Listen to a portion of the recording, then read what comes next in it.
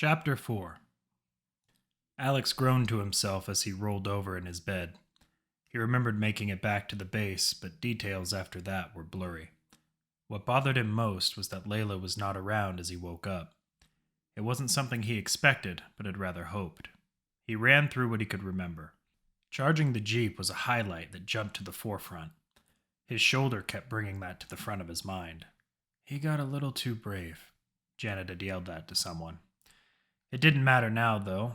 He forced himself to his feet and looked for a new set of clothes. He stopped short of his dresser to view his wound in the mirror. Someone had patched him up, too, though his shoulder still pained him. He peeled them back while viewing the stitch work, which was done well.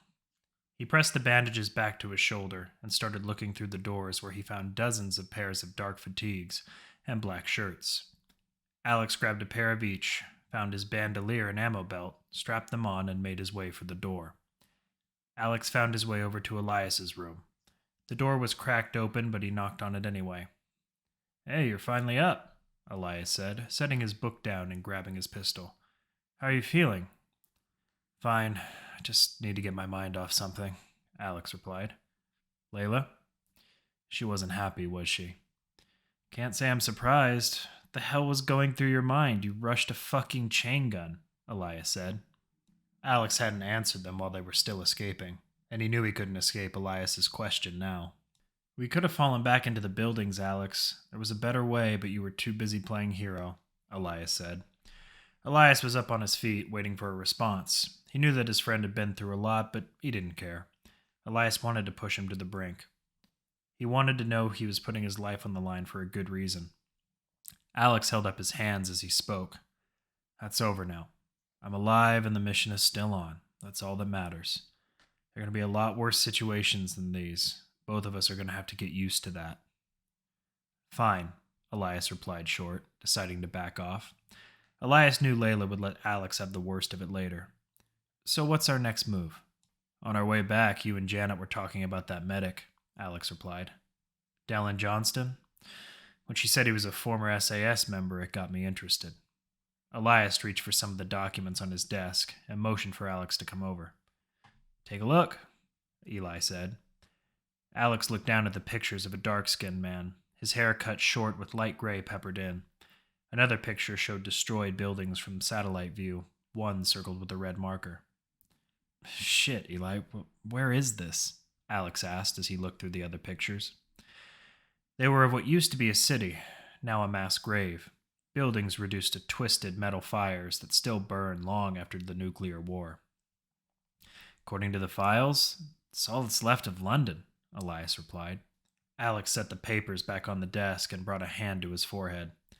"I don't like it either, Alex. Exchanging one destroyed city for another isn't my idea of—" "No," Alex cut him off. "That was Layla's home." Elias immediately stopped sifting through his papers. "Shit. Another reason you're going to have to talk to her sooner than later, yeah?" "Right. Still, stopping in London makes sense. Have you looked at these other ones?" Alex asked, trying to change the subject. "Not yet. I'm bringing them along to read. I don't think we're going to be in this city much longer if Jack has his way." "I doubt they'll all show up as Janet did," Eli replied. As if on cue, Jack appeared in Elias's doorway. "Stray shot doesn't seem to keep you down, Alex," Jack said sarcastically.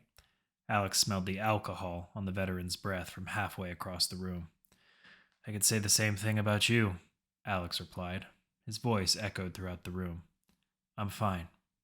"Good," the old man smiled. "I've been talking to Tommy this morning about his varied skill set. Had to be sure he could pilot my hell chopper." "A what now?" Alex asked, looking at the old man puzzled. "A hell chopper. That bird that brought our team to the prison and dropped your ramp on the bridge? Right after the wars in the Middle East, they were commissioned by militaries across the world. Jets became too expensive when the energy crisis hit, so they salvaged what they could from existing aircraft and retrofitted onto helicopters. They're a mix between the two now. They can still float, but can also travel at good speed. World-traveling speed," Jack explained. "And you have one of these just sitting around, old man?" Alex crossed his arms. "Well, not exactly," the old man replied. "What about the one from the prison?" Elias asked. Alex tilted his head forward, waiting for Jack to divulge. Borrowed it from a friend. We won't be using it for our escape to London. Aside from that, your team, your friends have taken losses. I think now's the time to pay Morrison back in kind and steal one of his prize birds while we're at it. Jack reached into his coat and laid out a map of his own. Alex and Elias recognized it as the old Brooklyn Navy Yard. The old man had circled the guard towers that surrounded the place, but the biggest circle was at the building in the center. Morrison attained information on my recruitment list. He's sending his son out of the country to kill my old squad mates. How do you know that? Elias asked. I leaked the information, Jack replied. Why the fuck would you do that? Alex spat. Leverage against my old team, if necessary.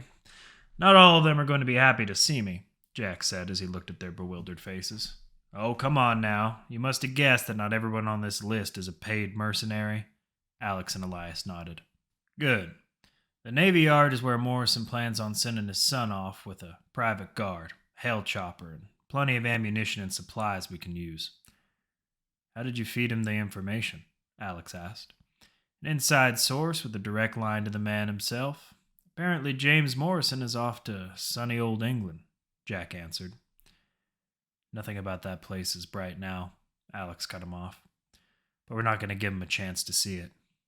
We're talking about an all-out assault on one of Morrison's military bases.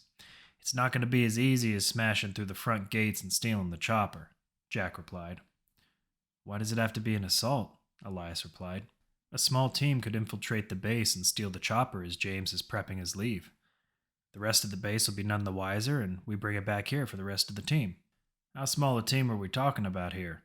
One person can't take out a platoon alone, Jack asked. If I can get 2 others to come with me, I could take care of it, Elias offered. No way, Alex interrupted. You broke into the prison last time. Somebody needs to provide sniper cover from this building here. Alex pointed to a small factory across the street from the base. Are you sure this thing can hold all of us, Jack? Absolutely. Most hell choppers were built for assault, but this one of Morrison's is the closest I've seen to a troop carrier. Jack showed them another picture of the interior specs of a carrier hell chopper.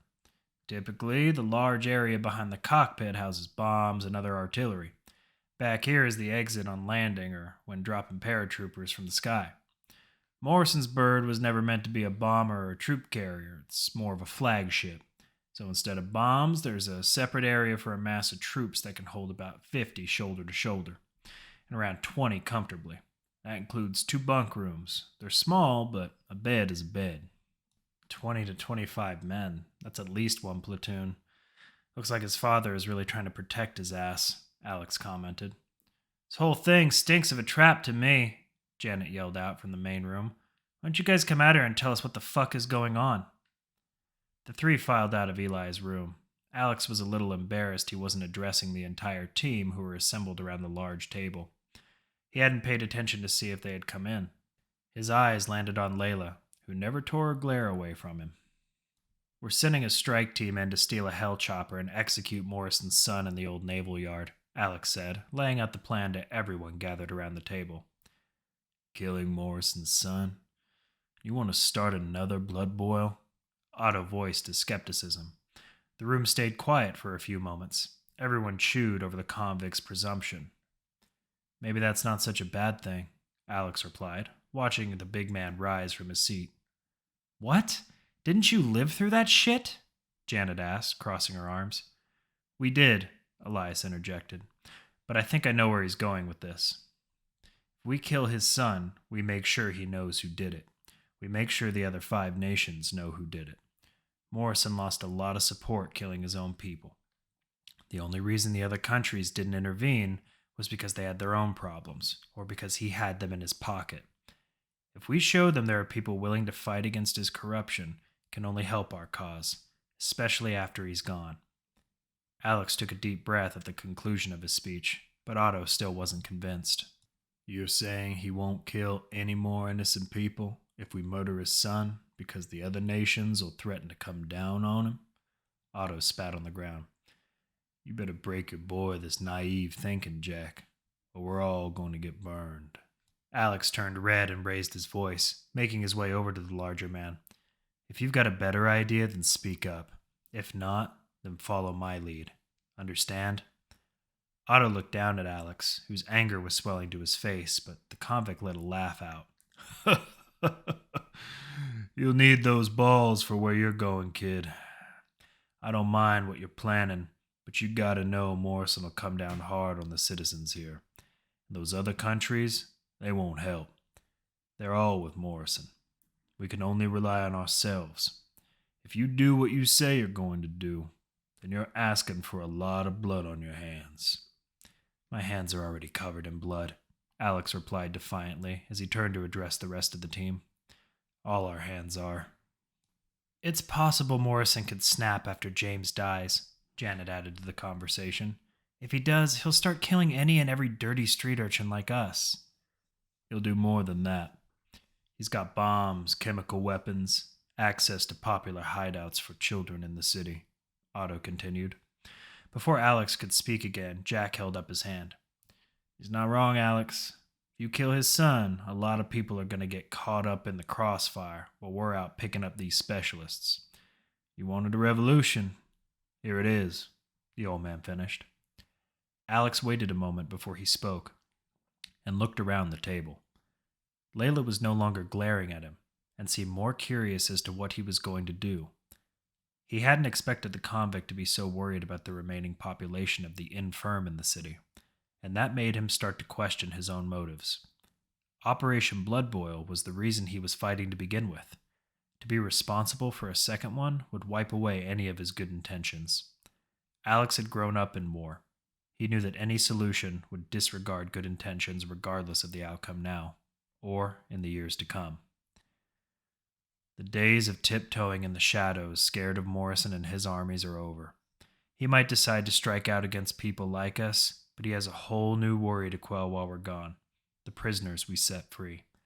They're not just going to let Morrison's Marines haul them back into their cells. They'll find weapons and they'll fight. That gives us and the people more time. I say we take his son hostage and then send Morrison a message as we make our escape to England, Alex announced. What did you have in mind? Jack asked. You'll see. I'm leading the infiltration team. Since you're the only pilot, Tommy, you're conscripted, Alex said. Oh, gee, thanks, Tommy replied sarcastically. 2 more, Alex continued. You're not going to go without me, Janet piped up. I'm in too, Layla said, looking up at Alex, who nodded back at her. Then Elias has Overwatch. Tyler and Otto can help Jack get everything ready for our trip. We won't be coming back to New Purgatory for at least a month, maybe longer, Alex finished. Then that's the plan, Jack said, grabbing a glass that was sitting on the table. Tonight, however, we drink and celebrate a successful prison break and bank robbery. James could already hear his father's excuses as he stood in the elevator awaiting the arrival at his office. He knew the only reason General Atonali had been hired was so that he could replace him as his father's enforcer. His father would claim the general was a swifter response to these Crusaders that nearly ended his son's life and killed most of his squad. James winced at the memory, but reminded himself that soldiers died often. He had been given a new unit, and he would continue to do his job. That was all that mattered. The doors to the elevator opened, and before him sat Advisor Patterson. Is he ready for me? He crossed his arms as he stood before her desk. She sat back in her chair with her legs crossed. He's upset as you are, James, she said, continuing to write and not looking up at him. I doubt that, he replied, pushing through the door. John Morrison faced his window towards his prisons in the old Liberty Park, watching the smoke rise from the fires that now consumed one of them. General Atonali stood in the middle of the room, looking at his paymaster. This was the first time James had seen Atonali, but he'd heard the stories. The brilliant military general forced to turn freelancer after nuclear war. He boasted a sizable portion of what remained of the United States Marine Corps, Army Rangers, and even a few SEAL teams. James moved beside the general as an equal, though not offering a salute, let alone any means of acknowledgement. Your mistake seems to upset my father, James said as he focused his eyes on his father's back. No mistakes were made, Lieutenant. I'm being paid based on your father's generosity towards me, doing my job. Protecting the prison was not one of them. That duty falls to his soldiers that were already here." James turned to face the man, but the general did not pay him the same respect. His face could have been made of steel. There were no blemishes, freckles, or wrinkles, not even a single scar. "But your soldiers were deployed after it was hit. You failed to recapture one of the men on our most wanted list. A database worth of valuable information was stolen, and we're down a prison. Don't even get me started on our casualties and the number of prisoners that escaped." James tried his hardest to verbally barrage O'Tonnelly, but words wouldn't pierce the general. He didn't wince, he didn't sigh, he didn't even blink. "Soldiers die, bases get sabotaged, and information is a currency in war.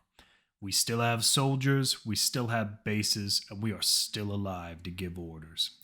One successful mission by the opposition does not mean the end of an entire war. I fear for the state of this nation if its future leader is so incompetent at this age." James felt as if he had been shot in the gut. Though what he said about the general had been correct, O'Tonnelly's explanation was also true. Endless resources and the best strategies would guarantee victory, for his father and for him. "Enough," John Morrison finally said, still staring out his window. "Bickering will get us nowhere." He turned to face both men, his steel blue eyes piercing into his son. "O'Tonnelly has guerrilla and urban warfare experience we lack, the kind you can only get by being pinned down deep in unknown territory, knowing no aid is coming." More valid points made James's gut twist. Being wrong was not something he did well. "O'Tonnelly has proved his skill as a combatant, James." "Understood," he replied to his father. "Good, because our next operation requires cooperation on both your parts. Out of the country," the general added. James knew better than to test his father's patience by trying to tempt the general further. "There are several," the elder Morrison momentarily paused. "Operatives." John Morrison drew closer to his desk. His voice was naturally loud, even when speaking in confidence, and it was always direct. "The general had his reasons for not being directly on top of the prison incident. Reasons that matter far more to me than a few rapists and murderers terrorizing the part of the city's population we're trying to eradicate." Morrison continued as he held out an open palm for the general to speak. "While your father refers to them as operatives, they are little more than mere mercenaries now. Regardless of title, however, they are all dangerous individuals. We've been able to gather intelligence that suggests the Crusader group may be seeking to recruit them." James made his way over to his father's table, which was covered in files. Each was labeled with a specific name, and inside containing background information of people he'd never heard of.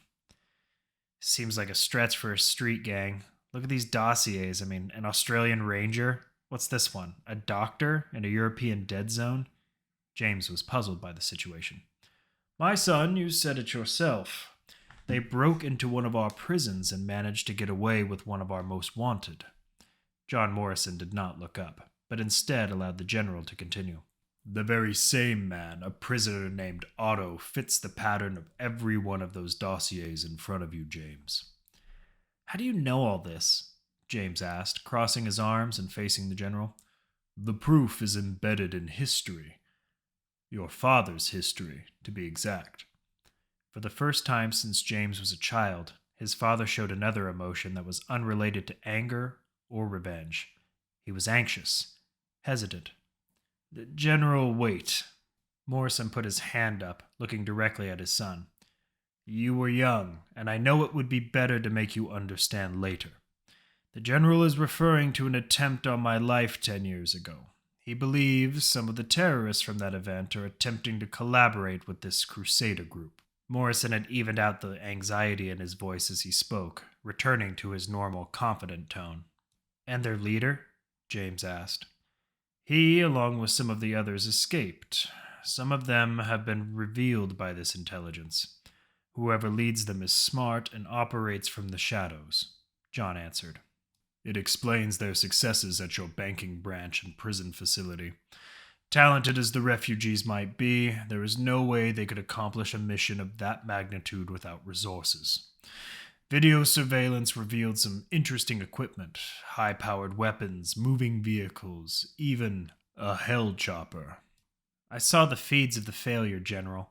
James tried to put edge in his voice, but the revelation by his father seemed to deflate his arrogance. It was only now that he realized how vulnerable even the most powerful man in the world was. Now I understand why this is so personal for you, Father. Where are you sending me? The younger man asked. England, the general responded in place of Morrison, who didn't seem disturbed by the interjection. Your mission will be to find and exterminate the people in these dossiers. Given that they're all separated from each other, I don't imagine them being too difficult for your team to take down. Even so, the general has assured me that your new unit will be mostly comprised of seasoned soldiers from his platoon. I don't want a repeat of the incident in S4. John Morrison turned towards his window again, looking out at the dissipating smoke. That wasn't my fault. We had the drop on them. They just... Close your mouth. The elder Morrison quickly turned back and snapped at his son. This isn't about your military prowess or lack thereof. Your last team was inexperienced, and now that issue has been corrected. His voice boomed in the moderately sized office. John Morrison did not feel the need to continue his hard gaze at his son, and turned back upon his city. Nothing, not mistakes, not simple inexperience, not the adolescence of my son will keep me from ending this threat. The general will provide you with all the other details you need. Now both of you, get out of my office. As the two exited the room, John Morrison used his comm to contact Leanna. Advisor, bring me a bottle of red, something from the Sonoma vintage. The group began their drinking in the hideout, but eventually made their way down to the bar. Both Alex and Elias shared a booth for discussion, while Janet and Layla did the same in the section behind them. Tyler stood with a group of people at the bar, buying shots with his share of the raid's take. Alex thought that it was good to see his friend enjoying himself again, even with the loss of his brother. He was surprised, however, by Otto, mingling his large body in the dance crowd, beautiful women dancing on either side of him. Alex hadn't pegged him as the social type, but remembered that he was a man who had spent the past 10 years in prison. He couldn't see Tommy or Jack around, but he presumed the former was working on his BMW. Jack had followed the group down, then disappeared as they split off to explore the bar. It was still an early evening as far as nightlife in the entertainment district went, but their day had been long. Alex turned his beer rather than picking it up for another swig, but Eli's was already half gone. What a way to start this shit off, Alex said, picking at the beer's label. You're not still upset about what I said, are you? Elias replied. Alex shot a glance back at his friend. No, I'm mad at myself for not being able to take bullets. Elias laughed. When you figure out that trick, let me know. Elias was giving him shit, but Alex knew that was his friend's way of making somebody better. Alex wasn't pestered by it. If anything, he'd try harder just to spite his friend. He hated betraying weakness. It was better to be first to the fight rather than sit it out. I didn't get to ask before Jack barged in on us. What do you think about these people we're picking up? Alex asked. Seems like a mixed bag so far. Otto wants revenge, I just can't tell if it's against Jack or Morrison. Tommy keeps a cool head, but you can tell his mind is always a step ahead. Elias finished his beer and waved his hand toward a waitress for another. Janet seems like one of us. Her attitude is harsh, but you were there on the getaway. It was like she'd been with us for years.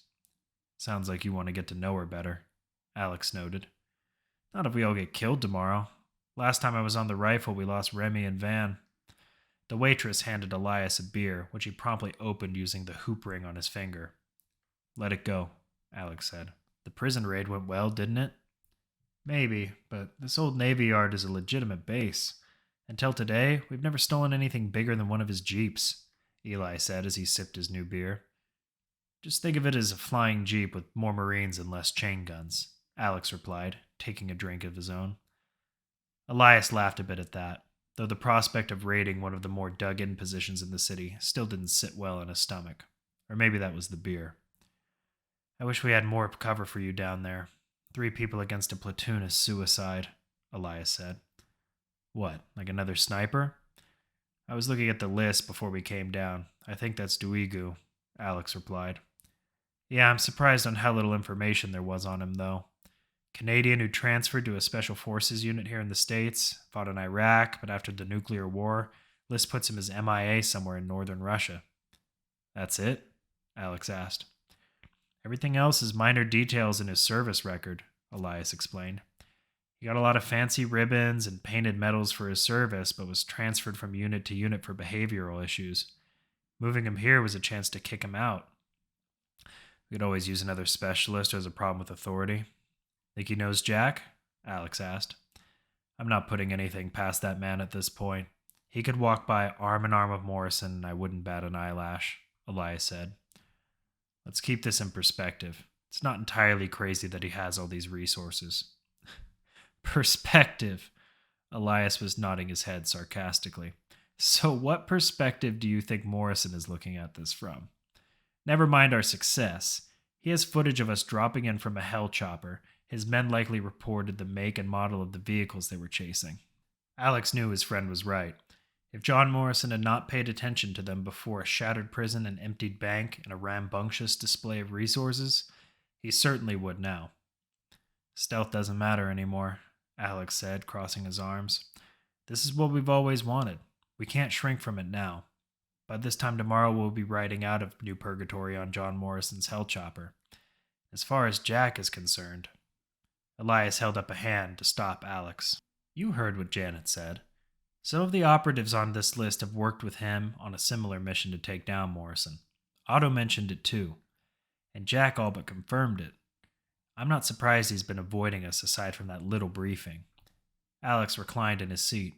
Is it really a surprise that he would go with who he trusts? Trust isn't the word I'd use to describe Otto and Jack's relationship. I thought Otto was going to kill him in that prison cell. Resentment might be a better word, Elias replied. I don't trust him either, but at least we'll have somebody else to watch our backs. Come on, let's get another round. Alex didn't want to discuss the possibility of Jack being a traitor. In his mind, the man had opportunities to end them. No, Alex was more concerned about his decision-making and how he might get them killed unintentionally. Elias waved the waitress over, who brought several shots and placed them on the table. Well, here's to exploring what's left of the world, Elias said. Alex raised his shot in agreement, and the two knocked them back. How long have you been with them? Janet asked, pouring more of a bubbly drink into Layla's beer glass. 6 years, closer to 7 now, I think.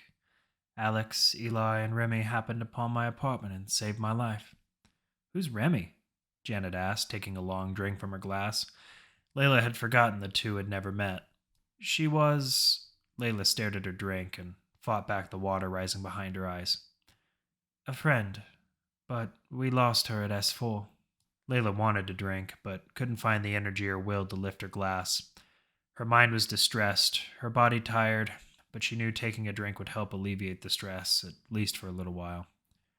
I heard about S4, and for what it's worth, I'm sorry, Janet said, showing a rare moment of compassion for her new friend.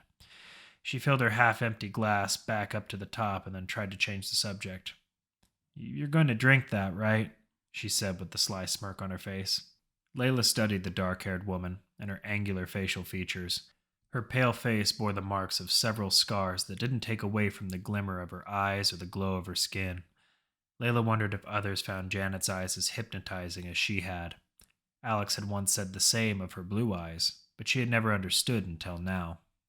I was planning on it, Layla returned the smirk and then took a large gulp of the bubbly champagne. Tell me more about you, Janet. What, you didn't read the neat little file Jack put together? She replied sarcastically. He gave the files to Alex and Eli. I never had a chance to look at them. Alex mentioned something about you growing up in a warehouse? Layla asked. Pretty much. I mean, apart from the times we went to the shooting ranges, demilitarized zones for weapons testing, and even Maury's tower, Janet said flatly. Your father was close with Morrison? Every rifle that the Corps uses are based on design upgrades originally drafted by my father. He believed in the man's vision until he found out about the plan to clear out the refugees for land developments. That's when he joined up with Jack to bring him down, stop the war machine he helped create. But they failed.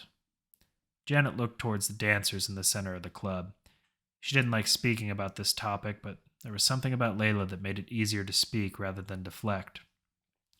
I was still a kid when that happened, but when I found out Jack never officially resigned from Morrison's service until 30, I was pissed. Why would he stay affiliated through Blood Boil?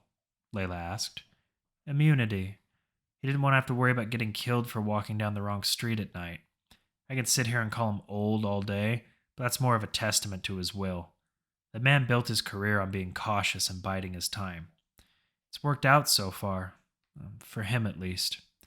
Janet patted the pockets on the front of her jacket for a Ghana cigarette. Layla had two in her pocket specifically for this occasion. She slipped one out and slid it across the table. Here. That one was for Alex, Layla said. Janet picked it up with the same smirk on her face. You know what he tried wasn't all that bad, she said, placing the cigarette in her mouth. Rushing a chain gun without thinking about your life isn't all that bad. Layla's face turned red as she raised her voice.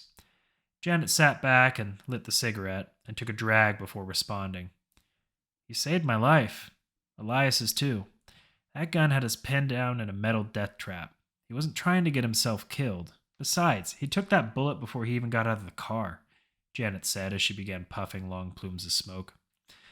Layla slouched. She hadn't been there, but the thought that he could have been injured or even killed lit her up. This is war, Blondie. Don't think for a minute there aren't going to be more close calls like that, or worse, Janet continued. Have you ever had to say goodbye to somebody, knowing you might not ever see them again? Layla asked. No, I always expected my dad to come home. One day he didn't, Janet responded, putting her cigarette out on the table. It wasn't the answer Layla wanted to hear.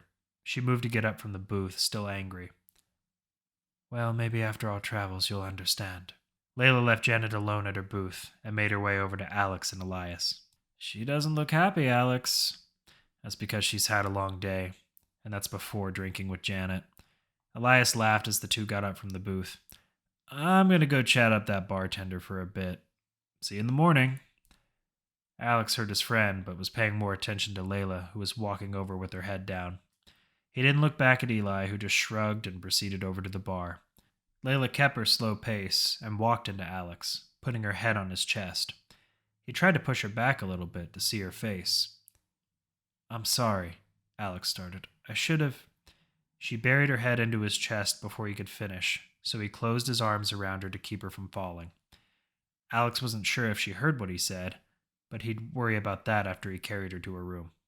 Come on, he said, hauling her up. Let's get you to bed. From the bar, Elias watched as Alex hauled Layla up the stairs to their base. He was waiting for the bartender to bring him a drink. Before he could get it, however, a lonely Janet had made her way over to the seat beside him, champagne bottle in hand. You know she's mad at him, right? Elias asked as the bartender set his drink beside him. She just needed to get hammered. Trust me, she'll be fine. She went to take a drink from her bottle, but found that it was empty. Eli let out a chuckle as she tossed it behind her and ignored it shattering as it hit the ground. You gonna flirt with that drink-slinging gash all night? Janet asked, placing her hand on his, which was wrapped around his drinking glass. Elias brought the glass up to his lips, escaping her hand as he took a sip. It's free drinks. You're welcome to join me if you want, though. I have a feeling she doesn't discriminate. Janet stared at him for a moment, wide-eyed. Had he really turned her down for a couple glasses of cheap booze?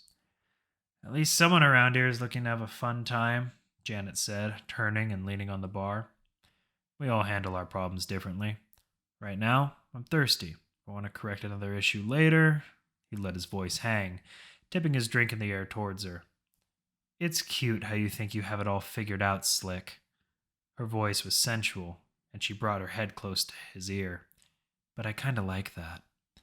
Elias stayed frozen as the ice cubes in his drink while she whispered in his ear, a smoky grape scent filling his nostrils.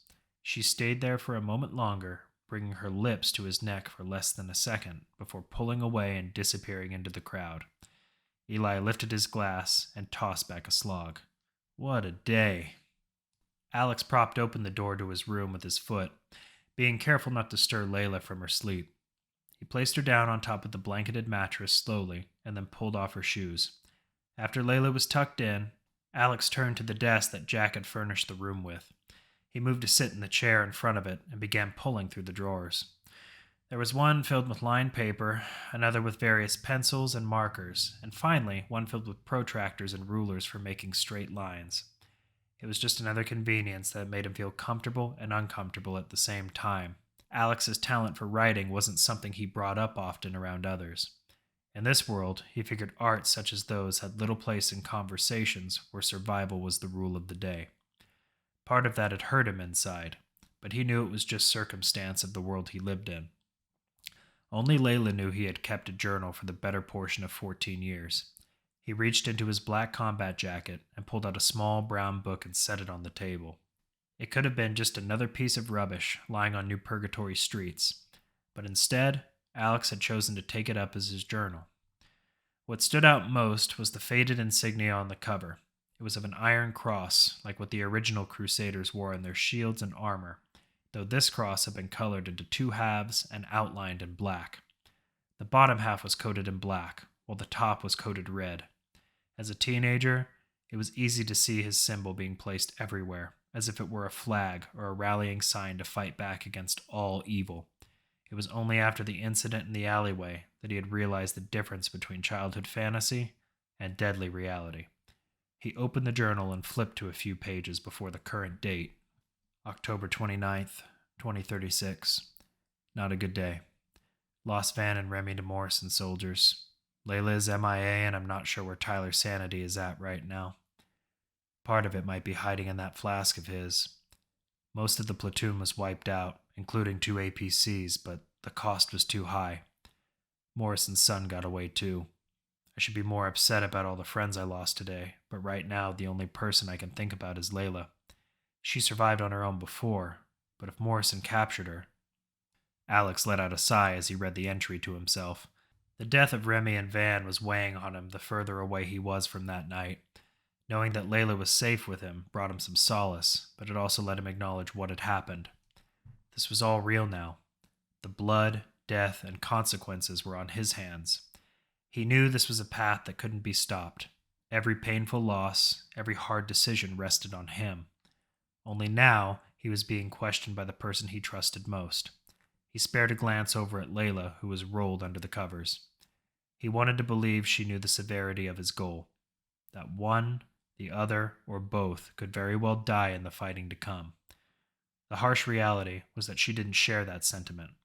Layla supported Alex because she loved him more than he loved the idea of revolution, of ending John Morrison. That filled him with fear. He was willing to give his life to a cause he had created with a few bullets and some C4, but he'd already promised his life to her. It was a promise he knew he couldn't keep, but when he looked her in the eyes, he couldn't help but make it every time. She doesn't need you.